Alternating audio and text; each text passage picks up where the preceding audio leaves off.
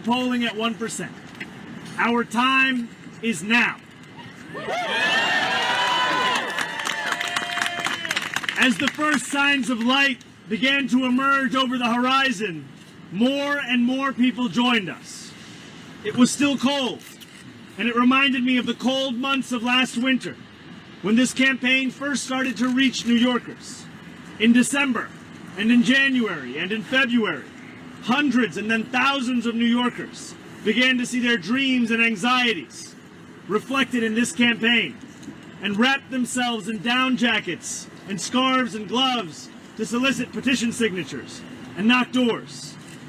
As we made progress across the bridge, the crowd marching alongside me grew, and it reminded me of the months as we led into June, as this movement began to resonate across New York.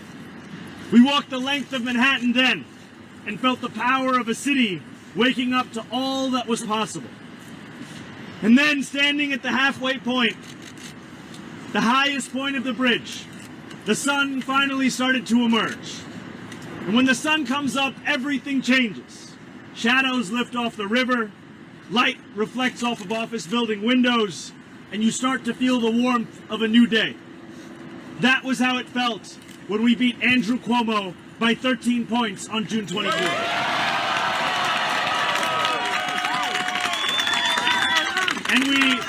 And we did so by winning with the most votes of any candidate in New York City primary history.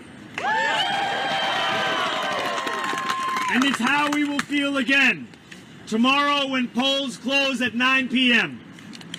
Now, with the sun rising, even more New Yorkers joined us as we came closer and closer to Manhattan and to City Hall. And our group was a powerful embodiment of the incredible coalition that this campaign has built. Not only were we bolstered by city workers and long-serving volunteers, the canvassers and the advocacy groups that formed the backbone of this movement ever since we began, we also had the power of labor alongside us. And some of the most powerful elected leaders across the city and across the state. Leaders in the council, leaders at the state legislators, leaders in our Attorney General Tish James.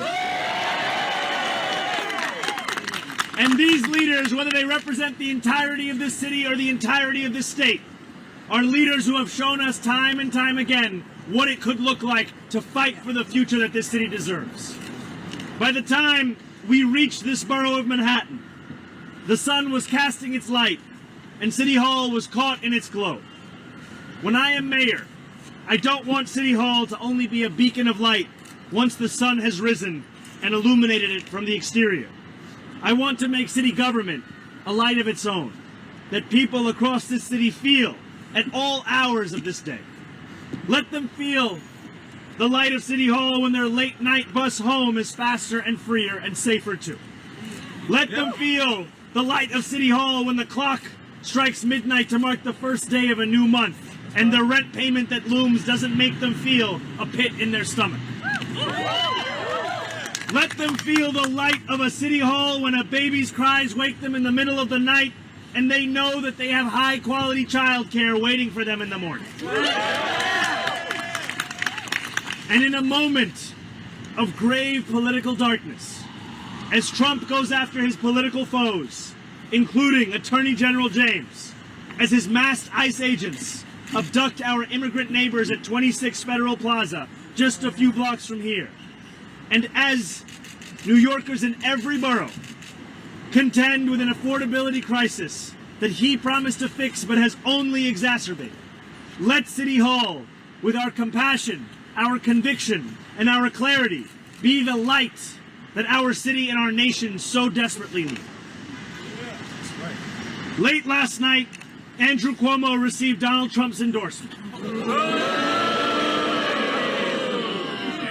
If elected as mayor, our city will only descend deeper into a darkness that has forced too many of our neighbors to flee and made it impossible for working people to live lives of dignity. Now, I cannot transform City Hall alone. As we walked the bridge this morning, I held one corner of the banner that you see here.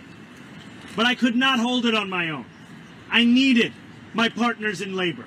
I needed my partners in elected office. I needed my partners in everyday New Yorkers who are sick of being let down by those that they elect. And I needed them to help me carry this banner and to help me carry this light.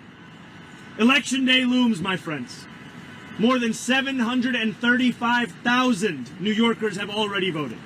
And countless more will decide tomorrow what kind of leadership they want to define the next 4 years. Every voter will consider something different. But ultimately, the question before us is very simple. Morning versus night. Do we want it to be morning again in New York? Where we feel the warmth of the sun on our skin and the possibility inherent and innate to every new day? Or do we want to shiver in the night cast by a politics of fear and self-enrichment? Our time has come, New York. Our time is now. Thank you very much.